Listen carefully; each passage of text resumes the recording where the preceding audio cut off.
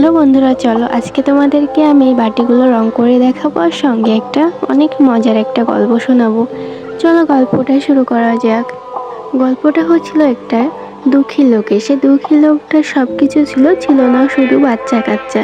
তার বউয়ের কখনোই কোনো সন্তান হচ্ছিল না, যে কারণে সে অনেক চিন্তিত। তারপর সে একটা সাধু বাবার সন্ধান পেল। তারপর সে সাধু বাবার কাছে চলে গেল এবং বলল যে আমার তো কোনো বাচ্চা কাচ্চা হচ্ছে না, আমি তো বাবা ডাক শুনতে পারি না, তাহলে আমি কি করব বলো সাধু বাবা। তখন সাধু বাবা বললো, ধৈর্য ধরো বৎস, আর একটা ফল দিল। বলল যে এই ফলটা তুমি তোমার স্ত্রীকে খাওয়াবে, তাহলেই তোমার বাচ্চা কাচ্চা হবে, কোনো চিন্তা করো না।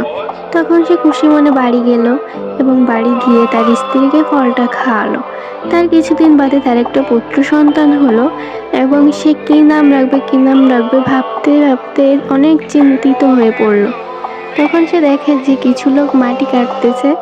তো সেখানে গিয়ে সে জিজ্ঞেস করে যে আমার একটা পুত্র সন্তান হয়েছে, আমি কি নাম রাখবো। বললো তারা যে খোঁজ মাটি রাখো। তখন সে ভাবলো ঠিক আছে, তোমরা যখন বললে খোঁজ মাটি রাখতে, সে তখন বাড়ি গিয়ে তার নাম খোঁজ মাটি রেখে দিল। কিছুদিন যাওয়ার পরে তার আবার একটা পুত্র সন্তান হলো। তখন সে আবার চিন্তায় পড়ে গেল, কি নাম রাখবে ভেবেই পাচ্ছিল না। তখন কিছু লোক তিতল পাড়তেছিল, সেখান দিয়ে বলে যে আমার তো একটা ছেলে হয়েছে, কি নাম রাখবো তোমরা যদি একটু বলতে। তখন তারা বলে যে পাটতিতল। ওরা বলল আচ্ছা ঠিক আছে, ওর নাম পাটতিতল। তার কিছুদিন বাদে সেই ভদ্রলোকটার আবার একটা পুত্র সন্তান হলো। তখন সে আবার চিন্তিত, কি নাম রাখবো।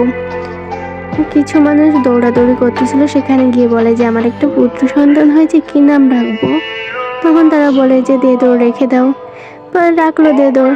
তারপর তার 3টা সন্তান নিয়ে এসে অনেক সুখে শান্তিতে বসবাস করতে লাগলো, খোঁজ মাটি পাটতিতল দেদৌড়।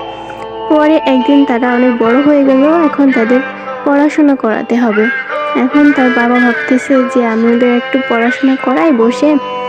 তারপর তাদেরকে ডাকতেছে। ভিতরে ওনাদের বাড়িতে আসছে চোর এসে তাদের শিং খুঁজতেছে, মাটি খুঁজতেছে আর কি। তো তারা তো তাদের কাজ করতেছে। এখন লোকটা যখন শুয়ে ভাবতেছে যে পড়াশোনা করাতে হবে, তাহলে ছেলে মেয়েদের একটু ডেকে কাছে বসায়। উনি সর্বপ্রথম তার বড় ছেলেকে ডাকতেছে, ও খোঁজ মাটি।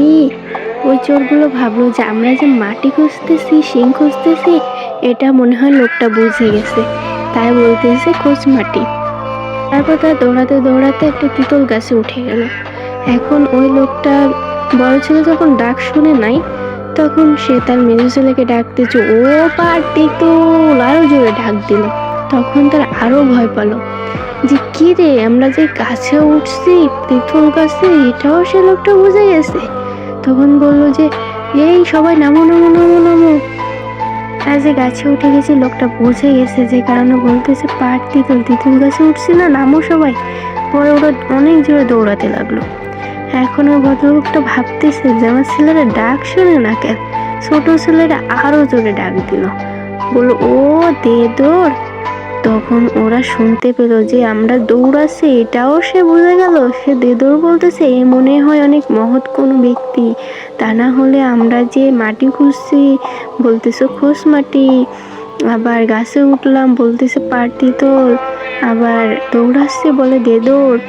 তারপরে তারা অনেক ভয় পেল এবং দৌড়ে চলে গেল। আমার গল্পটা এখানেই শেষ হলো। আর তোমাদের আমার গল্পটা সুন্দর লাগলে লাইক কমেন্ট করে যাবা, ঠিক আছে। আর আমার বাটিগুলোও প্রায় রং করা হয়ে আইছে। একটাতে লাল করছিলাম, একটাতে নীল, একটাতে আকাশি, আর একটাতে সবুজ করছিলাম এবং সাদা দিয়ে তার উপরে ট্যাপ ট্যাপ করে দিছিলাম। আমার কাছে দেখতে তো অনেক সুন্দর লাগছিল। তোমাদের কাছে কেমন লাগছে জানিও। আর তোমাদের যদি আমার গল্পটা ভালো লেগে থাকে তাহলে আমাকে কমেন্টে জানিও। আমি এর পরের ভিডিওগুলোতেও তোমাদের গান সেট না করে এভাবে গল্প দিয়েই তোমাদের কাছে শেয়ার করব। আজকের ভিডিওটা এই পর্যন্ত। সবাই ভালো থাকবে, সুস্থ থাকবে। আমার বাটিগুলো কেমন হয়েছে সেটাও জানাতে ভুলো না, ঠিক আছে। টাটা, সবাই ভালো থাকো।